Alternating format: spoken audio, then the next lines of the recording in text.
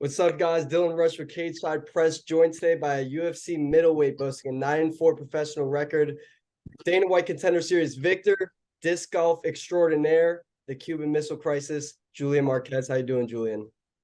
On top of the world, big dog. Feeling good, great, and happy. What's up with you? Doing good, doing good. I'm glad that we got a chance to do this. I want to know about disc golf, man. I was playing on the Wii last week. It's so hard on the Wii. I bet it's even harder in real life. How did you get into that, and what can you tell me about disc golf? First and foremost, it is way more like 10 times easier on in real life than it is on the Wii. The Wii, you have no control. This isn't like Wii tennis where you could just figure it out, or bowling. I played it on the Wii and it is so hard. But I got into it in like 2006. In all honesty, man, it was the only time where, like high schoolers and, a bunch of my friends can go out and like drink or like smoke pot. Mm-hmm. And we would just go out on the course, and that's what we do, because no one's playing disc golf in 2006, and the courses were so wide open, so no one could, like really do anything, or no one like came up on you. So it was only freedom that we had as kids, and we would just go out there and have fun, play games, and then I just kind of stuck with it, minus smoking, and like I started getting good and meeting the right people, and the rest is history, man. It's so fun. It's so fun for me. I'm terrible at real golf, but I'm an awesome disc golfer. I'm not just saying this to butter you up, man. You are freaking good, bro. Like those videos you be putting out are crazy. I watch them, man. It's cool. Uh, Thank you, I appreciate it. wanted to ask you about your nickname. I know your dad, of course, Cuban descent, right? The Cuban Missile Crisis. How did you come up with that, or how did that nickname originate? That was actually given to me by Courtney Browning. There was an amateur fight back and I want to say 2010 and maybe 2011. It was an amateur fight, number one Midwest, like light heavyweight at the time. This guy I fought was Danny Click. He was undefeated. And it was myself, and they were doing the ring announcements. And the guy was like, "What is Julian's nickname?" And everyone was shooting off nicknames. The Cuban Assassin, the Cuban Ninja, Dial Up, all these just random names that people were just trying to give. And she was like around the table, I guess, at that time, and was like, "How about the Cuban Missile Crisis?" And then they went with it, but I didn't know. I wasn't told about this nickname. So as I'm like in the back with my coaches at the time, they're announcing our names. They announced Danny to walk out, and then they announced me. And you hear, Julian, the Cuban Missile Crisis, Marquez. And I waited because I was like, who the fuck is that? Like, I didn't know it was me. And I was sitting there, and my coach was like, go, go. I was like, who? They called my name. Like, I didn't hear my name. I just heard the nickname. And I was like, what is this? And then we just never gave it up. That's hilarious, bro. It's a good one. It makes sense you haven't given it up. I got a weird question for you. Uh, so you got that head kick. I mentioned the head kick knockout victory over Phil Haas on Dana White Contender Series. This game, this fighting, it's a game of inches. One wrong move, one right move, it could change your fight, but it could also change your life. So do you ever think about the fact that you could be living a completely different life right now if it wasn't for that perfectly timed kick, or if you were to lose that fight? Do you ever give that any thought, or no? Oh, oh, dude, you don't even know the backstory. You don't know anything about this. You Mm-mm. want to get some deets? And I Yes. can send you some photos. So I took the fight, never made 185. I took the fight in like 6 weeks' notice. It was right after I finished Cameron Olson at LFA. So they Mm-hmm. get me on there. I'm like, okay, cool. Let's get this. I'm down. So I start doing my like diet and everything, followed with Tyler Minton, and I'm going through it all, doing everything. And we get up to that was like we get up to the week of weight cuts, and I'm feeling good, feeling great. I felt heavy, but I've never cut down to 185, so I just didn't know. And I was at Top Golf at the time, and I was watching DC versus John Jones, the second one. John Jones gets the head kick knockout. I'm sitting there. All of a sudden, my face appears on the screen for like the Dana White Contender Series first season, shows up there. Everyone at the bar looks over at me and like looks up at it, and they're just like, so I was sitting there feeling good, great. But during the time I was there, I was just pounding down water because it was the last day that I could drink all my water. So I finished 3 gallons. That was Saturday. Monday's the weigh-in. I finished 3 gallons. I go home, and before I go to bed, I fall asleep. I'm 220. And I was like, holy shit. I was like, I've like just shot up in weight and held onto it. So then throughout the night, like I kept waking up and going to the bathroom over and over. Next thing you know, wake up in the morning, I'm 200 even. So I just peed out literally 20 pounds. Yeah, Then bro. I start my cut. I start my morning cut, and I go from 220 to 194, 195, or not 220, 200 to 194, 95. And I was like, oh, perfect. Well, my body had already lost all this weight, and it's just not trying to push anything out. So I go in for the night session. I go to cut. Next thing you know, we get down to like 190, 191, 190 point something. Then I can't sleep at all. I went from almost like 30 pounds in less than 24 hours because I drank water like an asshole and bloated myself up. So I'm dead. I'm not falling asleep. Nothing's happening. I'm staying up. We're at the Palms. The people next door to us are playing basketball because we were like butted up in the suite next to the basketball court. So I can't sleep because of them. I'm rolling around. Didn't fall asleep. Get down there. I was 188, like without falling asleep, 188 or 189.8. I think that's what it was. We started the cut at 6 a.m. There wasn't a single drop of weight in an hour of a hot tub. There wasn't a single drop of weight. And I'm sitting there and I was like, dude, I'm not going to make this. There's no way. Blah, blah, blah. So then we put the sweatsuit on. I have an official from the UFC helping me. I have my teammate, because my coach left me. He didn't even help me out at the time. My teammates in there. I have pictures of me sitting in the sauna, laying down, breathing in under there. I stayed there for literally the remaining of the time so I can get into the weigh-in. So I go in to go stand on the weight, and they go 186.4. And I was just like, oh, it's over. And I got like, we just busted my ass. I just had like a 4-hour cut. I'm hurting. I'm bummed. And I'm sitting there, and they came up to us and was like, hey, we can call your opponent, or we can give you an hour. And my teammate's like, we get an hour? Well, fuck, let's go. So we grabbed our stuff, and I threw myself in the hot tub. I threw myself in the steam room, laying down. During this time, some like giant soprano looking dude, butt ass naked, comes in the steam room at the Palms and starts yelling at my teammate, one of the UFC officials, because he wanted to go in the steam room. He just sees all these people cutting weight, and he couldn't come in because I'm sitting there at the bottom of the door, breathing in through the crack just to get clean air, because I'm sitting there for forever. I'm in the sauna suit. I'm dying. And like, I'm watching these guys coming, like going at it with this like bigger guy. And like, dude, his nuts are hanging out and my face is like this, breathing on the door. So I'm just looking straight up at Gooch while he's just yelling at me. And anyways, we get out of it. They're like, hey, we got to go. So I get out, I jump into the ice bath. And when I get into the ice bath, I actually pee. And like, I pee a little bit, and it was just enough. So I get on the scale, and I'm sitting there. The entire room's quiet. The entire room's like all zooted in. There's so many people watching. And I'm sitting there, and the official goes 186. And I'm sitting there waiting for the ... and everyone's screaming, and I'm sitting there still waiting. And I was like, I made weight? And they're like, yeah, blah, blah, blah. And then that just pretty much went from there. I made the weight. You could hear it in my voice how like bad that weight cut was. And I had not had a weight cut like that ever in my life. But that right there, from the making the weight to getting the highlight head kick, was just so many things that were just falling into place to make an opportunity for myself. That's a dope ass story, man. You went through a lot, looking up at the gooch and then getting that head kick knockout, man. That's dope. It was rough. It was rough times. I was gonna ask you, I was sitting here thinking, you have a dope ass beard, maybe the dopest beard in the UFC. If it came to it one day and you had to cut the beard to make weight, do you think you'd be able to part ways with it? I mean, I would never put myself in a situation like that. Yeah. But if I had to, I wouldn't second guess myself. Yeah.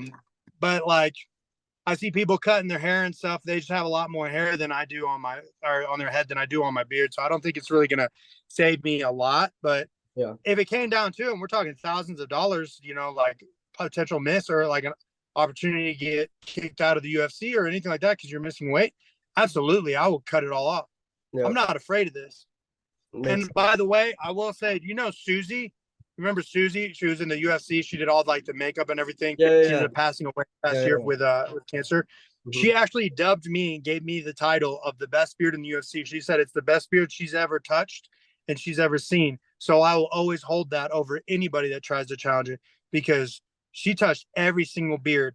And Yeah. even Paul Craig has a phenomenal beard, and him and I went back and forth. But Susie said mine was better than his. So that's all that matters. I don't care how successful he is. I don't care how good looking he is. I have a better beard.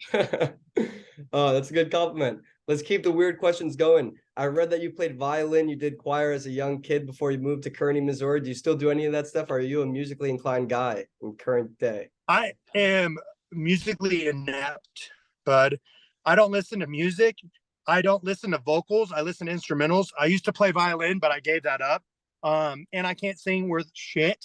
It was only there. I only did it for a few years, and I played it pretty good, and I was real good at it. And then I just stopped touching it after I moved to Kearney. This was like growing up. We did that.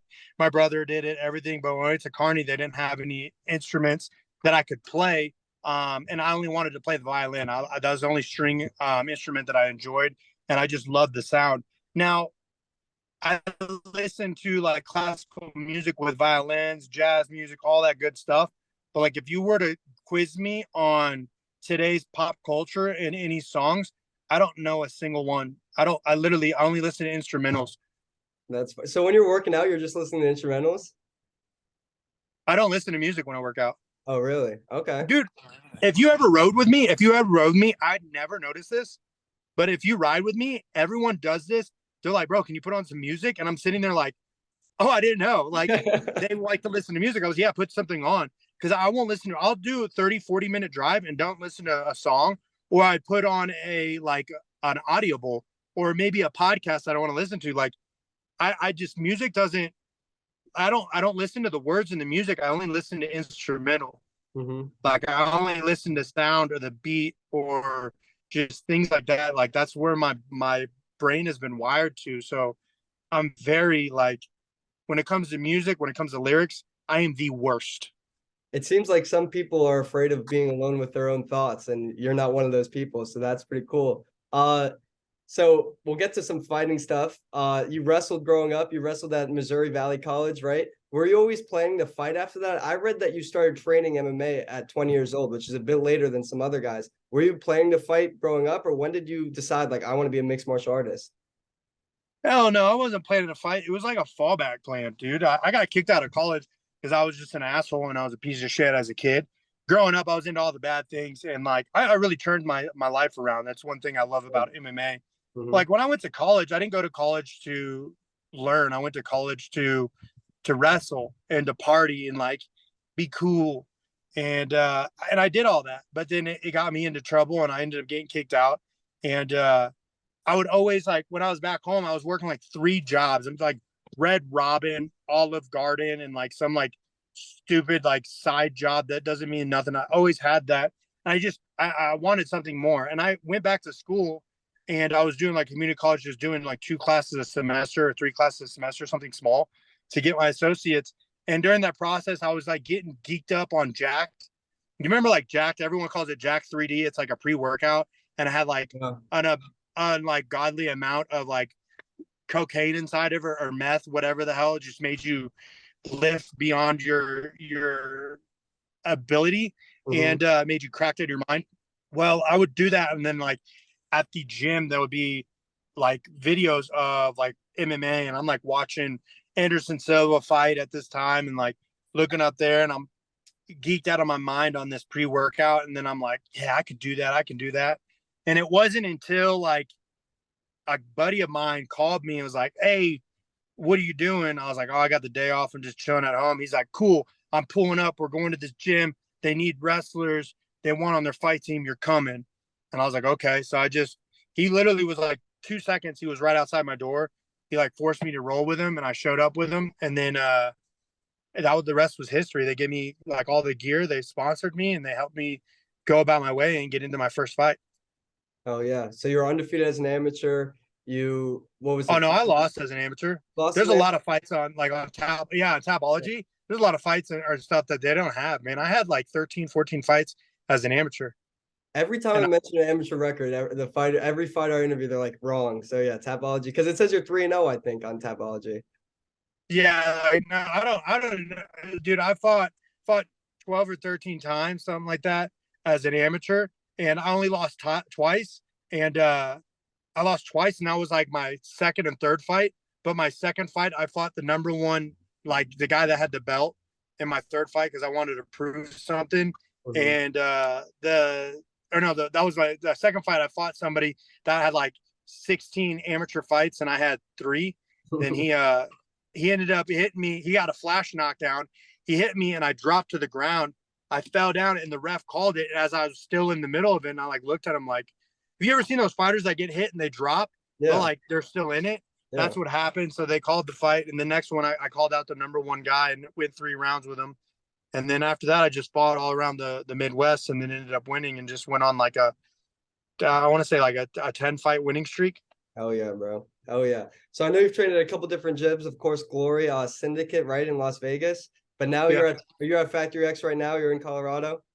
yeah. Factory X, Mark Yeah. Montoya, get it how Right you live it. outside. That's the guy I wanted to ask you about, Mark Montoya. What can you tell me about Mr. Mark Montoya? How he's helped you and elevate your skill set and as a person as well. Man, there's so many like things that everyone can say great about any coach, right? And like what I believe Mark is good at is like Mark doesn't let you do what you think you should do. He lets you do what you need to do. So Mhm. like if you try to do something dumb, we're like, oh, I'm gonna take today off because I'm tired. He doesn't allow that. He Mhm. won't like you need to be in practice. Like you want to take a round off, he won't let you take a round off. He pushes you beyond your limitations for you to discover something more about yourself. And it's a real like it's a real tough style of class and grind, but it's super educational because you find out a different side of your life. You know, like I mean, he took me in after like one of the biggest things in my career that switched everything, and like it kind of bummed me out, and I was mentally fucked up from it.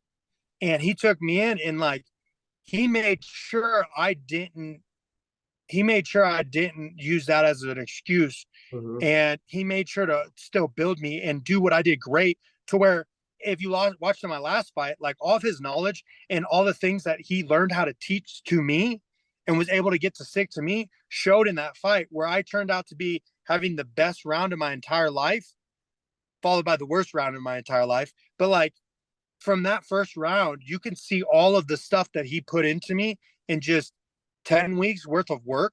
And we've never worked with each other before. Like he's able to communicate to you in ways that you absolutely know how to learn it, but also he's able to give you what you need, not what you think you want.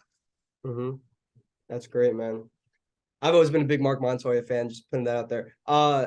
So you've had some teammates come with you. We're over from Kansas City over to Factory X, but you have some new teammates now: Dustin Jacoby, Cody Brennage, other guys like Brandon Ravel and whatnot. What can you tell me about the room you got there outside of the coaching? Like the guys that working with you, are they pushing you to your limits every day?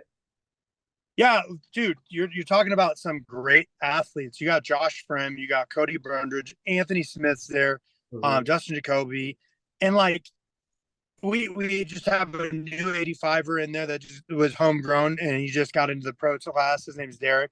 And like these guys they have their own like style to them, but they're a big body. I normally trained with guys that are smaller than me. So these guys are pushing me to the full extent. And like they see a different side of what I present.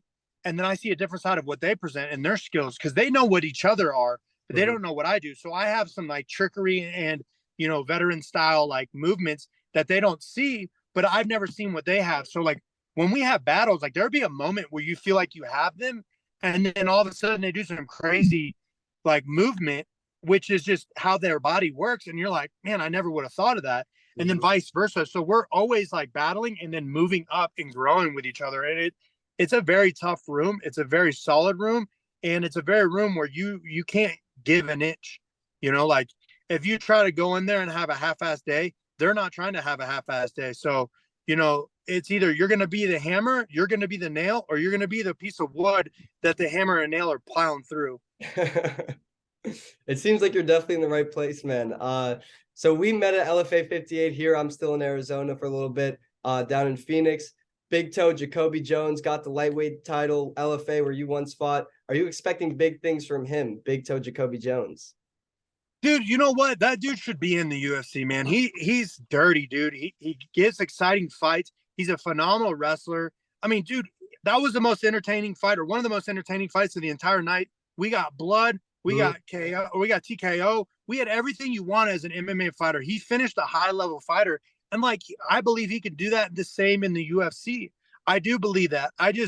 I'm waiting for them to give him a call, because the problem is, like, everybody wants all these, like, popularity contests. It's not a murder contest anymore. It's all about who has the most followers, who has the most drive, who has this.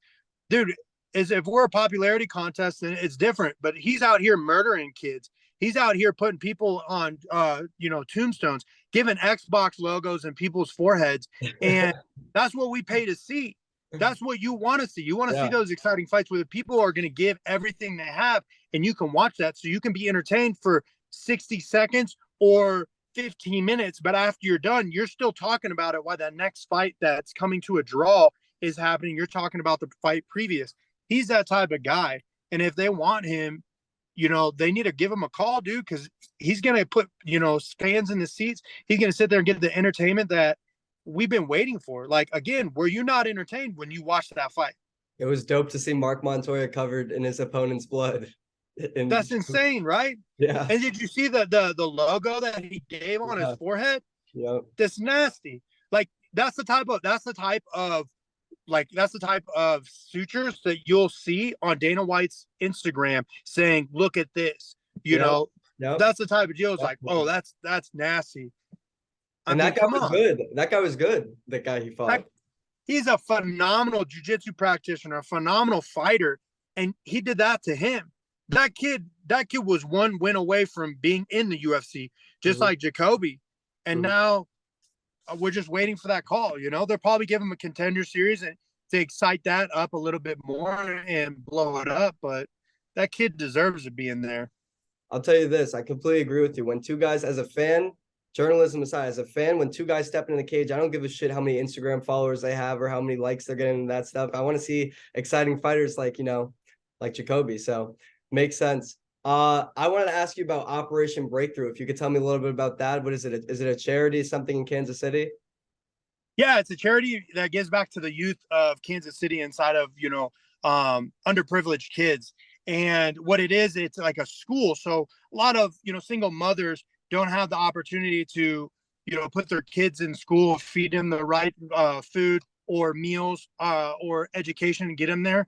And Operation Breakthrough gives them that opportunity to go to K through 12, learn in there. They also have after school programs to help doing a lot of stuff with their STEM program, which gives them opportunities to build electric cars, to learn how to cook, to do any type of like daily routine that we need to know as adults when we're older. As kids, as we get older, we turn into adults, we need to like understand what to do, how to cook, how to clean, how to do that. And they provide all of this, and they provide a loving, caring facility to give these, kids opportunities so they can have the next Travis Kelce, the next, Patrick Mahomes, the next John Jones could come out of there. You know what I mean?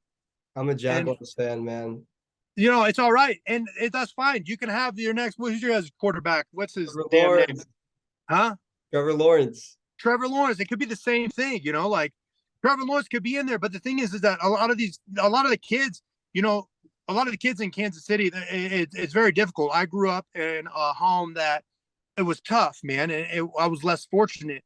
And I was lucky to have the ability to go to some of these classes where I was able to learn how to play certain sports, how to do certain things, how to get out there and become like, and see that I was an athlete.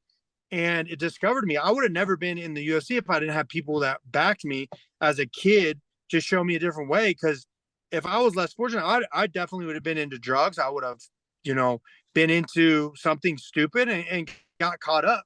Because a lot of my friends that I was close friends with growing up aren't here anymore. And they did some dumb things. And I wasn't too far away from it.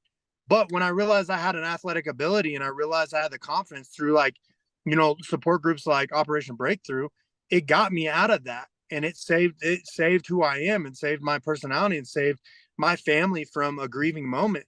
And that's all Operation does. It gives the kids in my city an opportunity to see what their potential could be. I mean, we have like some kids there that there's a kid that runs track and he is fast. Like he's not even in high school and this kid's running 12 or under 12 100-meter dash. And like I was in high school and I ran 11.5 and this dude's under a 12-second. Like I'm in high school and this kid's not even in 8th grade and he's running that. Like that kid could be the next Usain Bolt or, what is that? Tyson, is it Tyson Gay? I know next, Usain Bolt. Yeah, Usain Bolt. Oh yeah. That's the thing is like that kid has an opportunity to do something great and they're giving him the opportunity to educate himself, to push himself further and getting away from, kids that aren't gonna or people that aren't gonna have the brightest for his future or give him the best advice. So it's a great community. It's a great operation, and I was blessed that the UFC backed me and helped support that, as well as Jonathan Martinez coming out giving back to the kids. It sounds like they do some very amazing work. I saw you and Jonathan Martinez, UFC, very sizable donation. Much respect for that. I want to ask you about one of your best friends out here, Mrs. Kendra Luss. I don't know, is she in Kansas City? Have you seen her recently, or is she in Colorado? And what does she mean to you, your life, your career, all that stuff? So Kendra is like one of my closest friends. I love her so much. She's amazing. She supported me during the time of my injury, even through this hardship that I'm having. She's always been supportive. We have our podcast. We talk all the time. She's doing her thing. She doesn't live in Kansas City. She actually lives in an area. I don't know if I'm allowed to say, but she lives in a different area that no one would ever guess.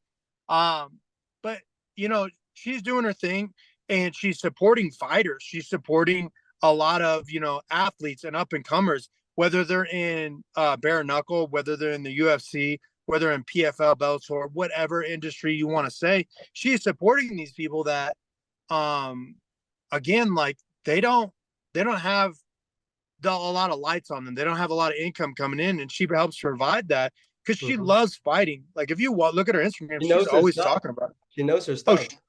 She's not a joke, man. She knows exactly what it is, and she's not afraid to say it. And that's the thing. Like, dude, she's a great person. She's fun, a good foodie. I love going out and actually having food, so that way we can just talk about it. There's just a lot of awesome things that she does for MMA, and a lot of awesome things she does for me as a friend. And her family's some of the best people I know. I'm a big fan of that podcast with you and Kendra, but I'm a bigger fan of the motherfucking Marquez cooking show, man. I need some more episodes soon. Yo, so I've been like waiting to do some. Like I just get busy, especially with all like the crazy stuff that's happened. I moved into an apartment that doesn't have like a good kitchen, but like I'm working with some people and we're talking. So you might be seeing the motherfucking Marquez cooking show coming in with some crazy content just for you. Just for me. And also, I just thought about this while you're talking about it. You always see those Fridays. Was it Bucket Friday with Dana White? I would love to see a little collab one day. Maybe you go to the PI and you cook something or something. He tries something that you make or something like that. Oh yeah, try something. He would be like, "What the fuck is this? This is fucking gross." Like you see that he did one. He did one with like it was like on April Fools where he did like a mixture of some like two terrible combinations, and then had Nicole, one of the females that work there, try it, and she's like, "Oh my god, this is fucking terrible." He's like, "April Fools, like don't eat this shit," but it sounded horrible. But they made it sound good because it was like dipped in chocolate. Did you see that? No, I didn't see that one. I gotta go back. That's probably the best one. That's the best one that I've seen. I'll look up April Fool's fucking Friday. All right, back to the UFC, man. Batting 500 in the UFC, some very impressive victories. Though now you're coming off 2 defeats for the first time in your career. Some tough opponents, Greg Rodriguez, Barrios. What do you feel went wrong, or what were some key takeaways that you're taking with you going forward? Man, in all honesty, dude, it's just I wasn't there present in those fights. Those guys did exactly what it was. I just had a lot happening to me, and like I mentally wasn't there. The Gregory fight, I was there. He's just, man, he caught me good. He timed the kick. His coach saw a video where she was showing that I was a kick.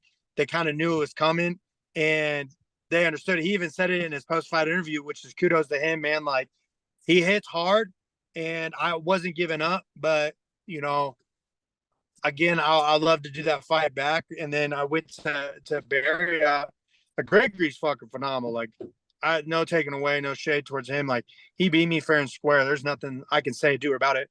Barry out the same thing. Like, I was having the best round, and then once I saw Mark in my corner and realized that wasn't my normal corner, like my mind just went all over the place, and like I crashed mentally in that fight. And again, there's no like takeaway from Mark. Like, he was the better fighter that day. And I just mentally was fucked from myself. And I'm not taking away from anything there. I just need to work on me and get comfortable and not like attach myself to certain situations in life. But like, that's the goal. Like, the next time I get in there, it's all me. It's only me. It's only ever been me in there. So when I go out there, I want to not bat 500 anymore. I'm tired of that shit. You know, I'm tired of losing. It's not fun. It's not interesting for me. But that's how this game is. This game's wins and losses. And if you're not winning, you're losing, you know? So you just got to focus on that. I fought two top athletes, and could I have beat them if everything goes well? Who would have known? But I'm always going to sit there and be like, man, they won that day. They win.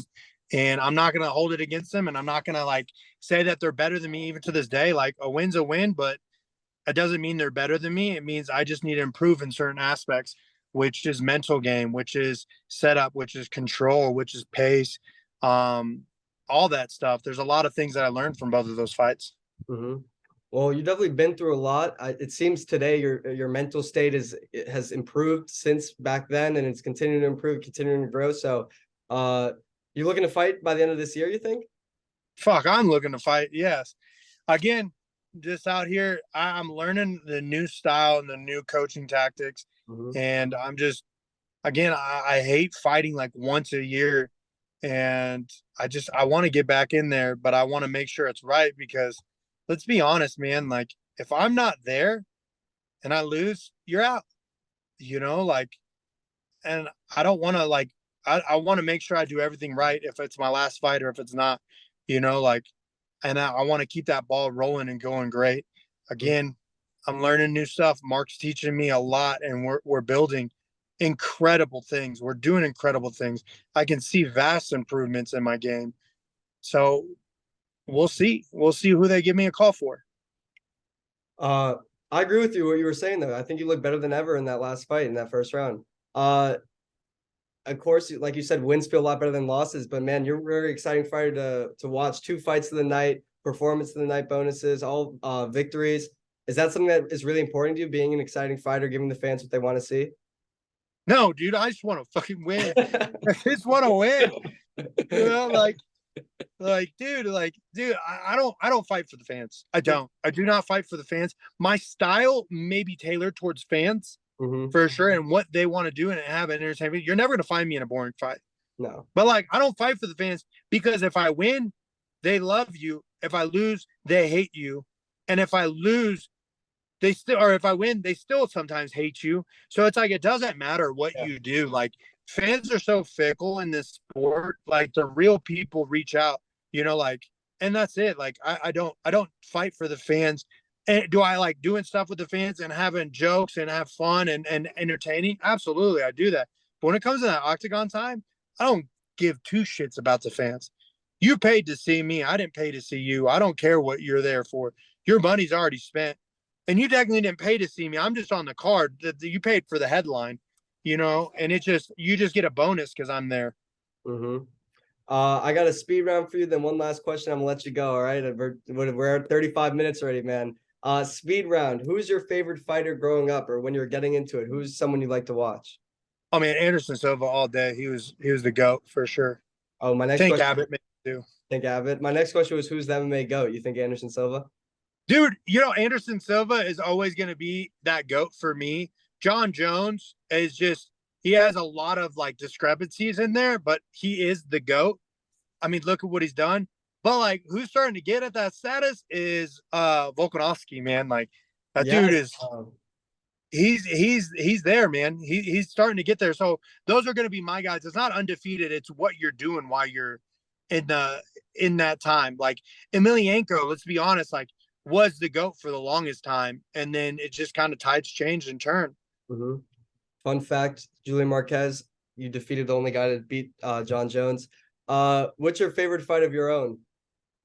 My favorite fight of my own, honestly, would have been damn, that speed round. I would have to say the Phil Haas fight. And Yeah. it's not because like who I beat, it was because of all the adversity that I faced to go in there. And then like the Maki Pitolo fight, with those two fights would be like tied neck and neck because I went through a hell of a lot before those fights happened, mentally, physically, emotionally, injury wise. So those are always there, but it's not the opportunities that it gave me. It was what I accomplished to then. I was gonna ask you your favorite musician, but I think we're gonna skip that one based on what I've heard so far. Last one for the speed round. Which actor would play you in the movie? Oh, Keanu Reeves, for sure. That's good. That's good. I like it. All right. I finished every interview with this question. Thank you so much for the time, taking up a little chunk of your day so far. But when it's all said and done, fighting, training, whatever it may be, even disc golf, what cooking, Kendra Lust, whatever. What do you want people to remember most about Julian, the Cuban Missile Crisis Marquez, above all else? That dude's a clown. That's what I love. That's all I care about. That dude's a goofy motherfucker. Because that's who I am. I'm goofy. I'm sorry. But like, I don't care. I don't care to be remembered, man. Like, I don't want to be a legend. I don't want my name on a monument. I don't need anything. Again, like I'm not doing this stuff for to be remembered. I'm not doing this stuff for anybody else but me and my family, and that's all I care about. So, I've always been goofy, and anybody you talk to when I was younger, they'll tell you I'm just a goofy guy. So that's all I want to be remembered as a goofy dude.